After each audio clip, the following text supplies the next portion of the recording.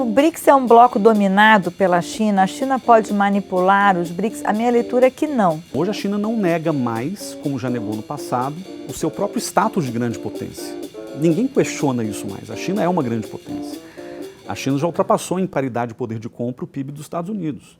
A China tem uma população de 1,5 bilhão de pessoas, a China está investindo pesadamente na sua capacidade militar. Isso leva muitos analistas a perceberem a possibilidade de um novo perfil para o BRICS, de um grupo que reunia países emergentes, né, com perspectivas de crescimento, para um grupo de países que atua sob a liderança da China. Isso pode ter um fundo de verdade, mas uma vez que você traz aquilo para uma negociação política que precisa ser por consenso, nunca o resultado vai ser apenas o que a China queria. Porque uma negociação, ela envolve compromissos, ela envolve ceder, ela envolve troca de favores ali no meio do caminho. Você enfrenta a Índia, você tem a Rússia, você tem coalizões internas. Agora você tem, por exemplo, os Emirados Árabes, que são uma grande potência petrolífera. O Irã não vai abaixar sua cabeça também para a China nesse contexto. Então, a tendência é uma negociação.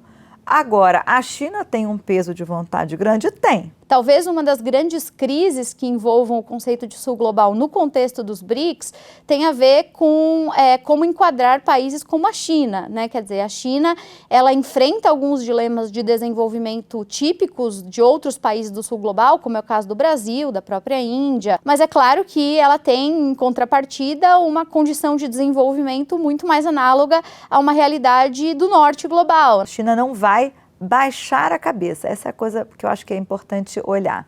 Ela vai tentar se colocar de igual para igual quando ela está lidando com os países do sul global, os países em desenvolvimento, ou essas articulações fora, né, das potências ocidentais, mas quando ela lida com as potências ocidentais, ela não abaixa a cabeça, ela, na verdade, ela enfrenta. Quando os chineses, sob Xi Jinping, decidiram lançar o grande sonho chinês, que passava por investimentos vultosos em infraestrutura ao redor de todo o planeta, um dos instrumentos do Xi Jinping para poder consolidar esse sonho era promover a integração da Ásia pela infraestrutura, né, sejam portos, aeroportos, rodovias, ferrovias, conectividade de internet e tal, por meio de instrumentos centrados na China. Todas elas foram lançadas muito próximas.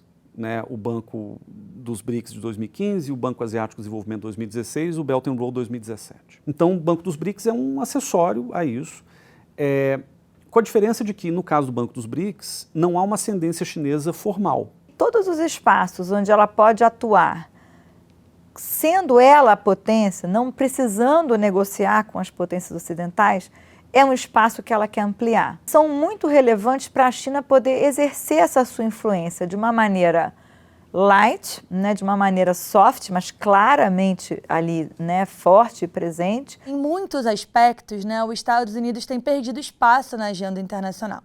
Ele continua uma potência militar, ele continua uma potência monetária, mas em alguns espaços, né, em alguns fóruns multilaterais, os Estados Unidos têm sido menos ativo, ou por vontade própria, como no caso do Trump, né, que retirou os Estados Unidos de alguns espaços multilaterais, ou por falta, né, de vontade política dos pares que pararam de chamar os Estados Unidos como um interlocutor para aquela conversa. Na política não tem lugar vazio, eles terminam dando lugar a outras potências, seja a China, seja as outras potências que estão no BRICS, individualmente ou coletivamente. Se você considera que basicamente 25% do comércio global hoje passa pelos BRICS, que os BRICS têm hoje 35% do PIB global em paridade do poder de compra. Então a gente está falando de um agrupamento que envolve, né, que congrega boa parte da população mundial, que reúne boa parte dos países que detêm recursos, que são matéria-prima. Mas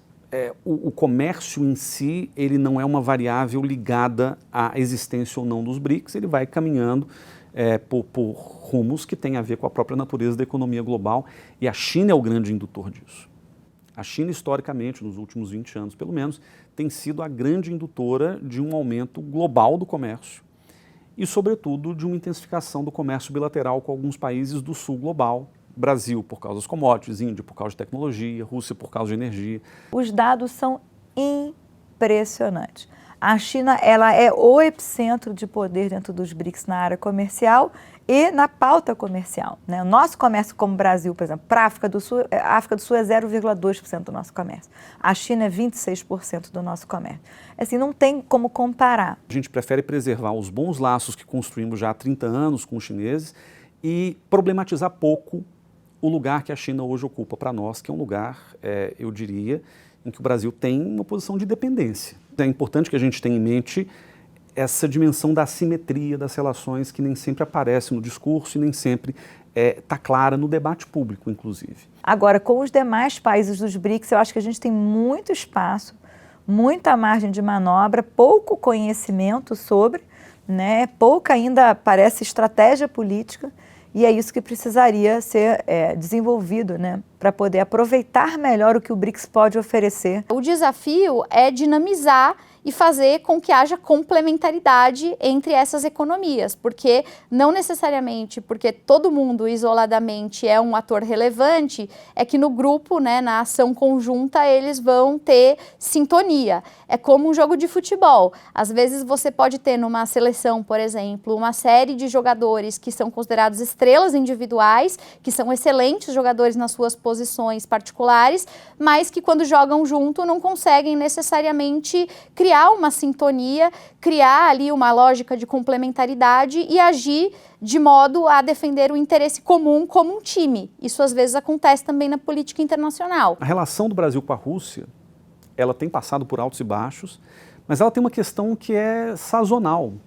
Agora, com as sanções contra a Rússia, o comércio cai, depois o comércio volta um pouco porque o Brasil precisa de fertilizantes vindos da Rússia, sobretudo.